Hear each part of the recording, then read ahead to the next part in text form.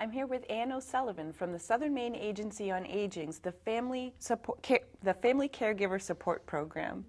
Welcome. Thank you. Thanks for being here. Now tell us, what is the Family Caregiver Support Program and what do you do? Who do you serve?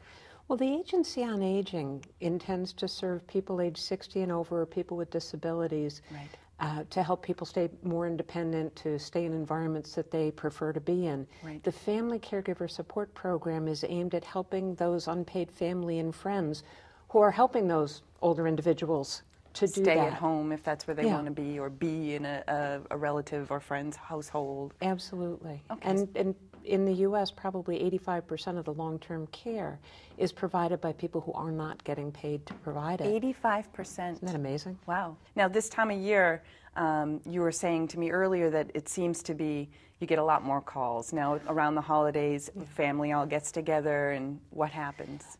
Often that's a time when family realizes that things have changed that weren't obvious through a phone call. Right. You know, I get home for Thanksgiving and say, whoa, this doesn't look like I expected it to look. Right. So we get a lot of calls either from family who then return to Maine and say, okay, what do I do now? Right. Or family who were visiting in Maine and are looking for local resources for the person who lives in Maine, and maybe the family's in Chicago. Right. But we can help them figure out what might work locally to help this person stay safe and independent. And in control as much as possible of Absolutely. their own lives.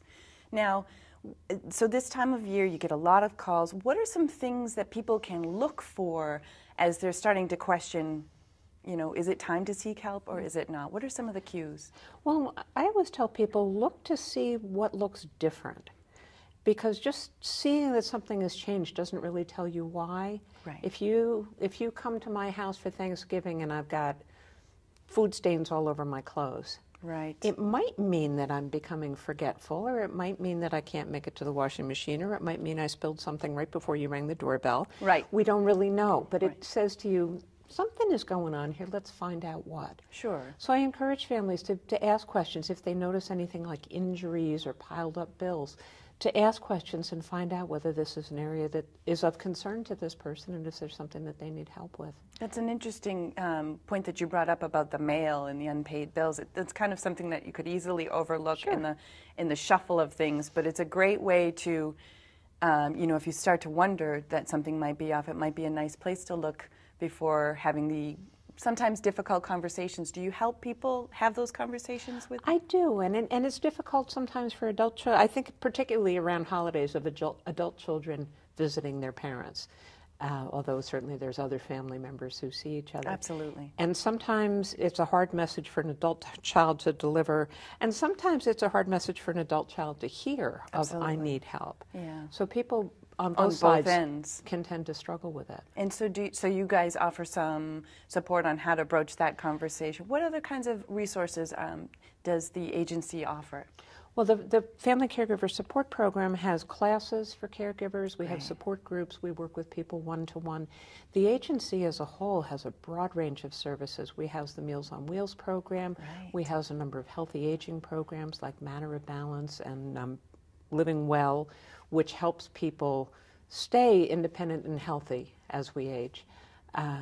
We house the Information and Referral Department, which offers social workers to answer questions about benefits and resources.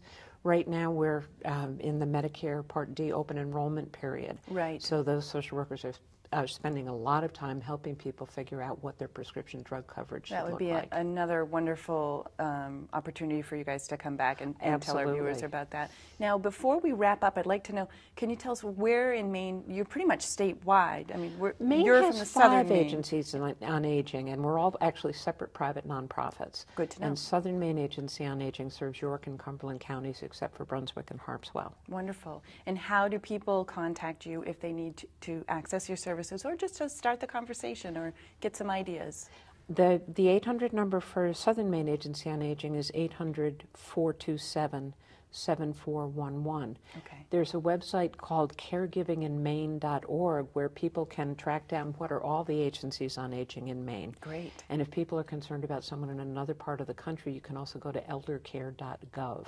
Wonderful. And find out who that local agency is. Thank you so much for being here and please access this service. It's such a wonderful service to provide because it is such a difficult, careful kind of time of year anyway for families, but to have to know that there's somebody there to help you through this awkward time or difficult time or maybe even a little scary time is wonderful to know. So thank you for your work, and thank you for being on the show. Thanks. Thanks. Back to you, Tom.